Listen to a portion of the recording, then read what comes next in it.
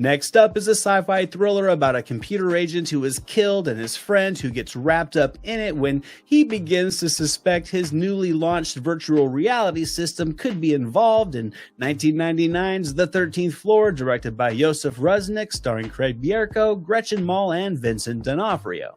Now, this has always been an interesting movie to me. I didn't really understand it when I watched it as a teenager and found it to be a little bit too confusing, but I enjoyed a bulk of this film in certain sections from a visual aspect and from a storytelling aspect. There are a lot of great scenes and cool sequences in this futuristic thriller, and while the writing may not be able to fully connect them, and despite honestly sort of still finding this movie a bit convoluted, there's just something about it that I dig. I love the foreboding atmosphere and the hyper reality that this movie creates and kind of lives in. The visuals are awesome. The color spectrums really do pop from vibrant to cold and bleak, and the production design is top notch. I also like the performances in this movie. I feel that it's just one of those movies you can kind of pull something new from every time you watch it. So where the writing may have some issues in cohesiveness, I think you can't help but appreciate this film's creative ambition. The 13th Floor was a movie that took audiences to places they rarely had been to, and instead of just over-the-top spectacle, this movie kept it dark, kept it grounded, kept it unnerving. It